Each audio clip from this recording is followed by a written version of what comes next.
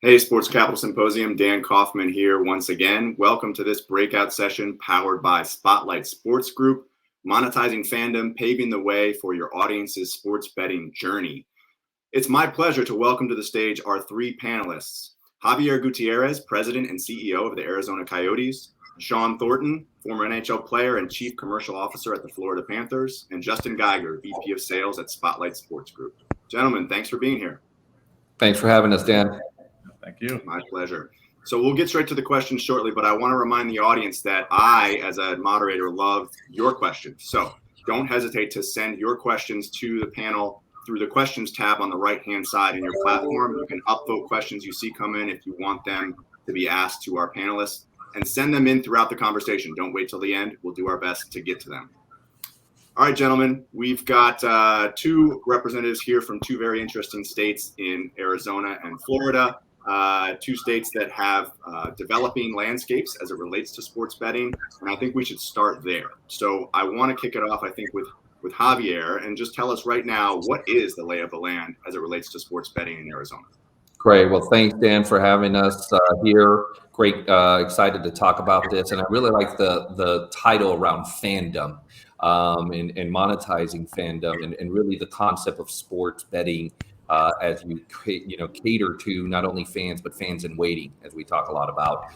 Where are things with Arizona? It's live. Sports betting got online right after Labor Day. This had been a many-year journey.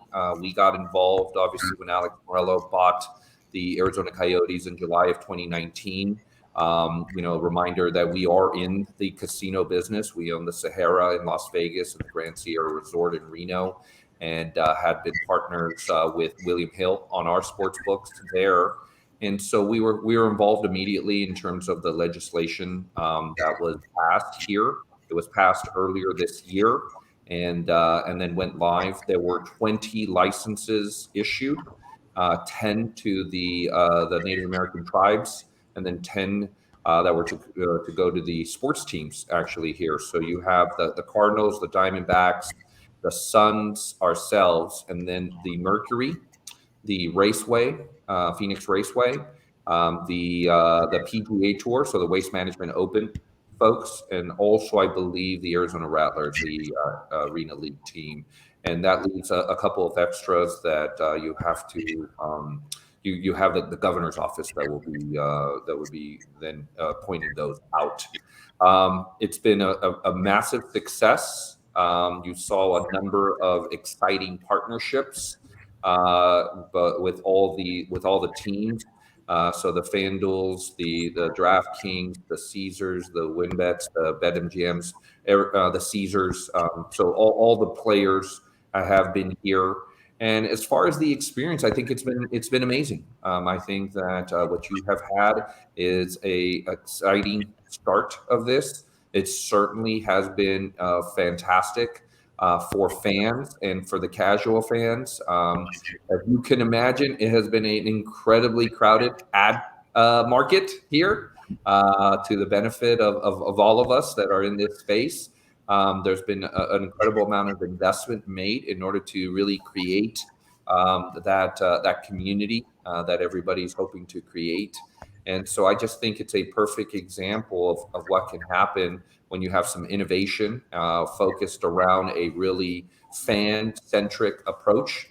And so it's exciting, and we're looking forward to continuing that iteration and seeing what's to come here. I think you're now starting to see some of that M&A activity that we all imagined would happen. Some very large deals announced, and so I think it's exciting. Thank you, Javier. Sean, what's the lay of the land in Florida? Thanks for having me too. Not quite as far ahead as Javier is in Arizona. The pact was signed in the spring of last year. We are currently navigating the waters, trying to see where everything's going to land. There's been some lawsuits filed against the Seminoles or against the governor on what the pact is doing. So right now it looks like retail is supposed to go online October 15th if there's no interruptions. And then still working on the digital piece. Obviously the Seminoles went out with Hard Rock Digital launching hopefully by November, I think is the latest that we've heard. So, we're in the conversations, we're talking to everybody, but it's not as clear of a path here right now. Thank you, gentlemen, for laying that groundwork for us. I'll turn it to Justin. Justin, I want to give you a chance to talk a little bit about Spotlight Sports Group. I think you're in an interesting position, coming from kind of an established company in in Europe and UK, and now moving to a rapidly changing and growing US market. Tell us how you and the company in particular are capitalizing on what's happening in the US, and what are the opportunities that you see for teams, leagues, media outlets, operators, whatever it might be. Yeah, thanks, Dan. It's a very dynamic environment here. Obviously, in the U.S., it's a brand new market, so things are still unfolding. Our history is in the U.K. market. We were originally, over 35 years ago, a traditional media publisher. So we literally had a daily newspaper that we were publishing. The company itself has grown tremendously, and we specialize in providing content. And specifically sports betting or horse racing content, the type of content that is going to help a bettor make a betting decision, right? To induce confidence in that bet, or even more importantly, move them away from that bet, because the data insights that they're not thinking about are actually in the opposite direction of where their gut is telling them to go. Over in the UK and in the European markets, operators got quick to the value of content, and started taking content right into their platform, right? So if you can take content and put it right next to the betting decision, it's going to help create that confidence for the bettor. And we actually even did some testing with a tier 1 operator over there. We found putting content next to a bet button induces that bet possibly as much as 39% more. And again, what's important there is that it is providing confidence, right? So the user who goes in and understands that they want to make a bet because they've got a gut feeling about it, might read that content and say, yeah, all right, good. These data insights that I'm being provided are giving me the confidence in making that bet. So that was very, it's unique, I guess, to the European markets where that content is right now in an operator's platform. Here in the United States, operators are in a different position, right? It's a huge battle for market share. They're trying to create their applications or their online environments that are frictionless for the users, so that they can process their transaction and create that good user experience. So what that does is it creates an opportunity for other players in the market, specifically those that have engaged audiences, right? And so you talk about the media companies, you talk about teams, you talk about leagues. Unique to the United States, I think, is these brands have spent decades building trust and with their audience, and they have a dedicated audience that sits behind them. And so what we found in entering the U.S. market was, one, the operators weren't ready for content into their platform. We're seeing that movement start now. But what we also found very interesting about the market was that media companies have this tremendous opportunity with this engaged audience at a local level to help these operators understand who in that audience is going to be interested in sports betting, and then also monetize that audience to help them choose the right sportsbook operator, understand which of them are legal, which of them are illegal, and get started with their sports betting experience. Let's stick on the media play for you guys. Can you give us an example, or maybe walk us through an example of what that might look like? For example, media company partners with you guys and partners also with an operator or with a team.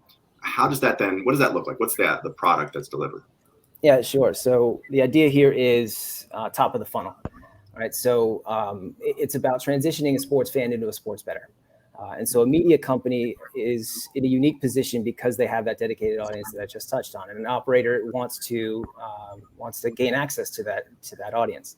And so an operator will enter into a agreement. What you're seeing a lot right now are some pretty amazing exclusive deals between operators and media companies. But then what we're more familiar with possibly in mature markets is what you might call more of a promiscuous approach, right? Providing your audience with the most choice.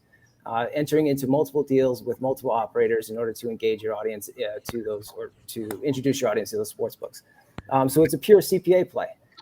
As that market matures, and so CPA cost per acquisition for the audience. As the market matures, it moves into a rev share where the media partner starts to take advantage of the ongoing revenue that is produced from each of the sports bettors that they turn over to the operator.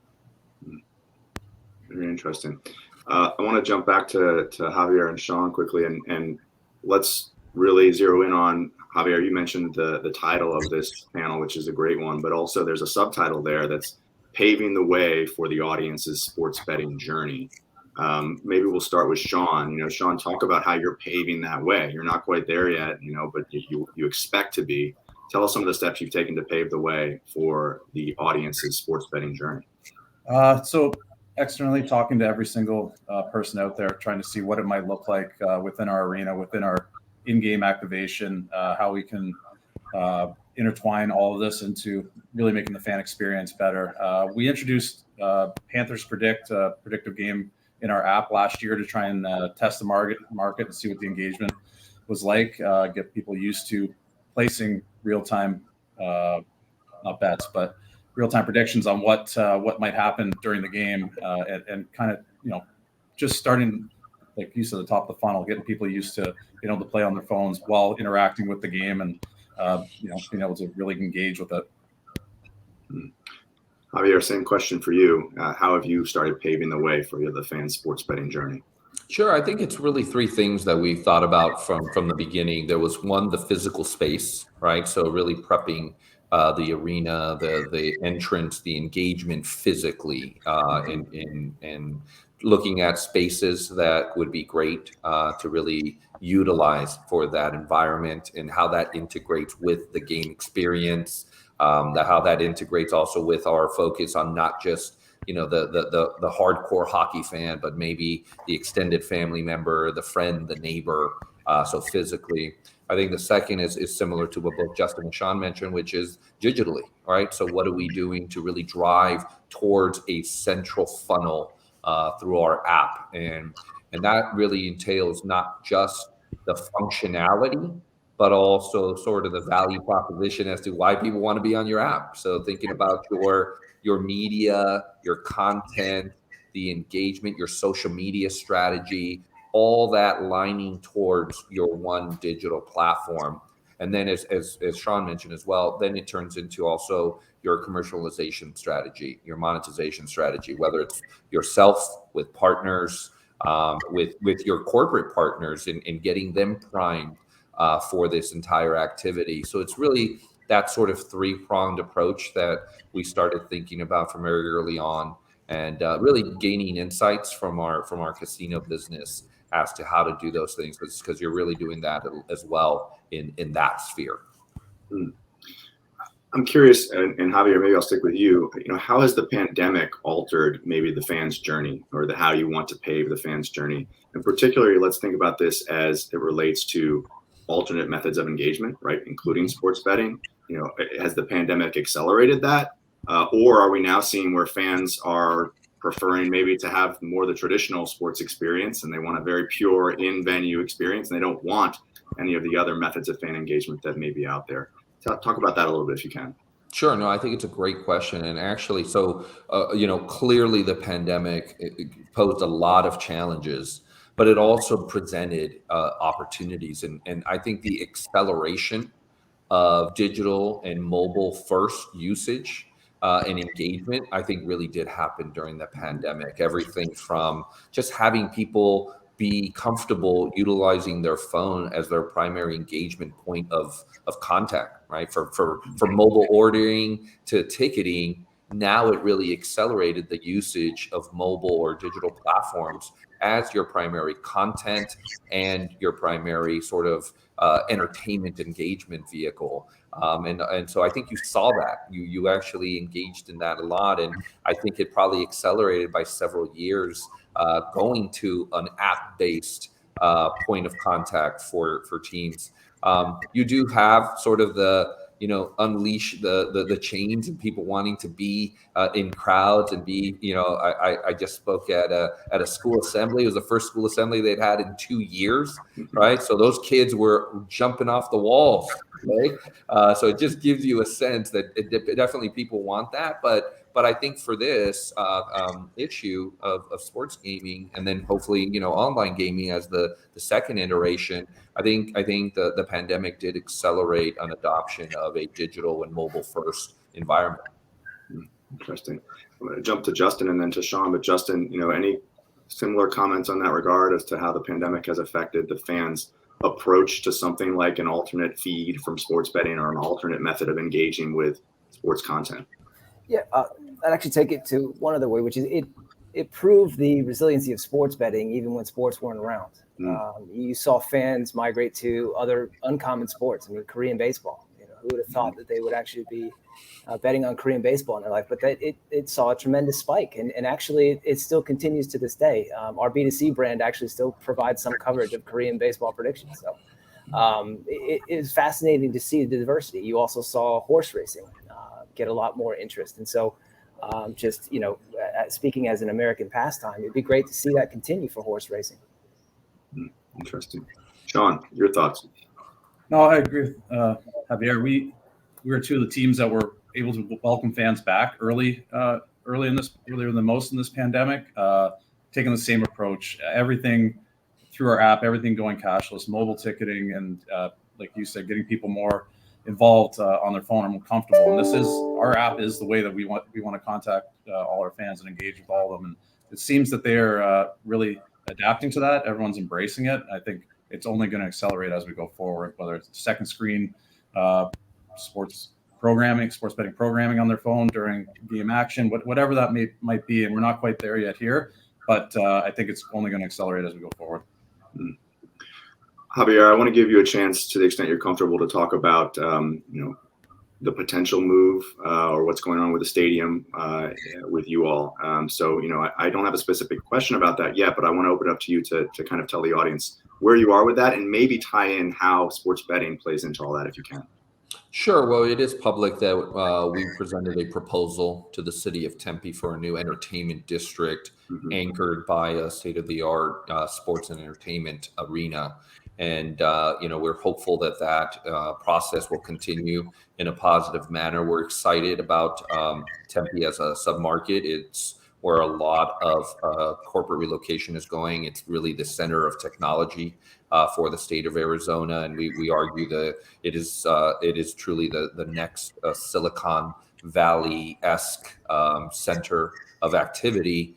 And so we're excited about that. And clearly, germane to this conversation, sports gaming, the gaming experience, both physically and digitally, is a key component of what we're thinking about for the real estate programming, both physical space as well as just engagement throughout the entire district. And so it is something that we see very, very key to these venues going forward, not just sports venues, but these entertainment districts. And probably what you will see is an extension not only of the gaming side, the gambling side, but the gaming side, e-gaming facilities, locations, and even the opportunity to do so interspersed throughout physical location. So no longer just here's your gambling sports book and then here's your e-gaming facility. It now becomes truly integrated as forms of entertainment that they are. And so it's a great opportunity for us to have that as a platform to really iterate and be at the forefront of that. And we're really excited. Thank you, Javier. Best of luck with all that. Thank you. There's a question from the audience here that I want to try to mix in. Let's see if our panelists can answer this one. With MaximBet and the NIL and their NIL deal with female NCAA athletes in Colorado, where do you see the future of sports betting and NIL deals going? Where do you see it stopping? Sean, can I throw this at you? Yeah, you can. I'm not sure where it's going to stop, but it's funny we were talking about this offline.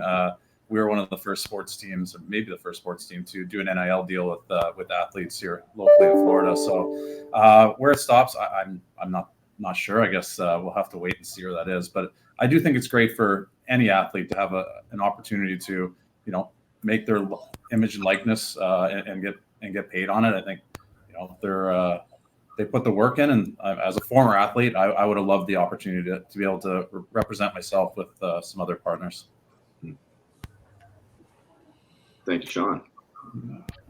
Dan, I would just say that one other thing to add in there is it's important to recognize the role of regulators in this discussion. They set the tone for what's allowed and what can be done. And so, you've seen them take a very proactive stance in these things. And I think when it comes to the college athlete, it's very important to protect them in whatever capacity that we can, especially in and around sports betting. I mean, it's it's not a secret that people are concerned that there's going to be bad actors, right? But you have regulators who are at the front of that fight. And then also, if you look back in history, the bad actors that have been identified have all been identified by the operators. And so the operators understand the value in keeping the integrity to all of these sports, and they prize it very highly. Yeah, well said, Justin. Thank you. Keep your questions coming. Thank you for that question from Kevin. If there's more, make sure you plug them into the questions tab on the right-hand side, and we'll try to get to them. I've got some more on my list, though, gentlemen, and I want to move to this one, which kind of relates to fantasy sports, traditional fantasy sports, sports betting, and the transition or the line between those two. This is a question actually that came up on a previous panel, but I want to ask it for you all. How pronounced is the conversion of fantasy players to sports bettors, at least from the NHL's perspective or from your respective teams' perspective, Sean and Javier? And from what you've seen in the marketplace, Justin, as well, has it been more or less than anticipated? Any thoughts there? Javier, can I start with you? Sure. I mean, we certainly are seeing a confluence and overlap, not only fantasy, but also e-gaming, to be quite honest. So we're seeing that, and again, taking insights from our casino business, we're seeing that there, and you're actually seeing more and more catering to that when it comes to the iterations of slot machines and the new sort of casino games physically. And then clearly, because there's insights that are being drawn from the digital environment towards that. So you're starting to see that the millennial Gen Z generation kind of move through their what I call their athletic sports journey. And I think they're expecting that, and you've seen it. You've actually seen it even in a different context within content. If you look at the 8K camera usage in the NFL, which is more prevalent this year. And by the way, Sean, coming more and more to the NHL space, where did that come from? It came from Madden, right? And it came from NBA 2K.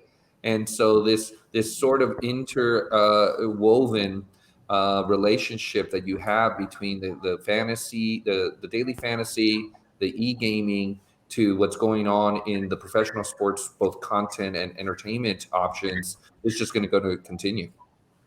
Interesting. Justin, from the kind of outside marketplace perspective, what are you seeing?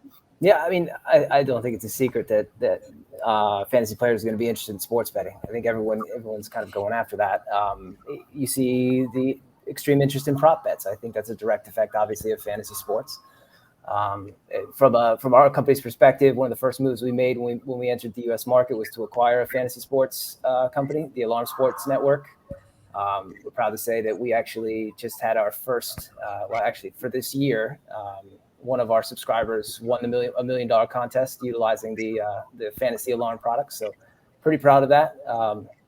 But I think what I find interesting about the fantasy world is that it's going to survive and it's going to thrive in this.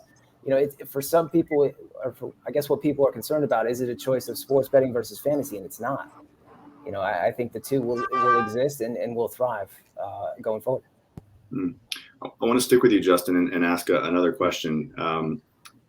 As you're out there in the marketplace, or as you're talking to media outlets or teams or leagues, how do you distinguish what SSG is doing with what other companies are out there that might be competing with you? And also, second part of that question, what has been your biggest challenge in so far trying to get more into the U.S. market? Yeah, distinction-wise, we focus on our strengths. That's the most important thing. I think that our competition and the people, our contemporaries in the space, they produce good products. And so we spend a lot less time sort of telling people why we're better than others, and rather than focusing on, why we're great as a company and as a partner specifically. Challenge has been education.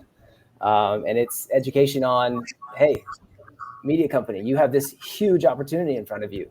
You have this engaged audience, and there are people that want to pay you money for it. And so, educating them on how to do that, understand where they are in their journey around sports betting, and then how to do all that responsibly as well. Because, sports bettors are going to have, I think everyone believes that they have a limited amount of time, right? So sports bettors are no different.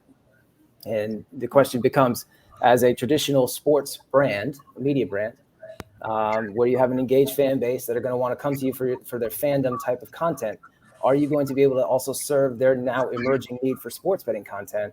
Or are you going to possibly lose some of that timeshare to other media companies that are doing a better job of producing it? Interesting. I'm going to jump to Javier and Sean. You guys are both leaders at your respective teams and in the NHL. How do you balance the drive, the push to encourage sports betting or to bring sports betting to your team and your state?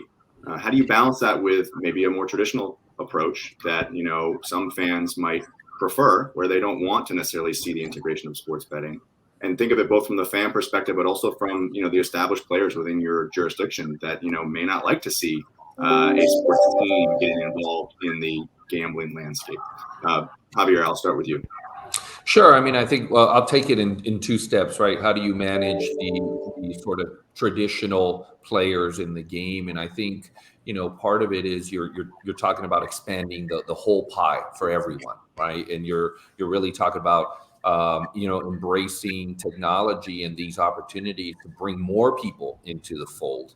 And that's the conversations that we've talked to them about. Not only do you not have the daily fantasy, as we talked about earlier, or any of those types of e-gaming, influx, but now you have casual fans. I mean, I think what you saw, especially during the pandemic, was the casual viewer, the casual fan, the non-fan that might be interested in that pick'em game, the predictive gaming game, ultimately a betting game. And so the conversations you've had with the traditional players is this is good for everybody. It's expanding the pie. It's creating more opportunity, more new entrants into the field. So that's the conversation you have there, right? And what do you talk to traditionalists?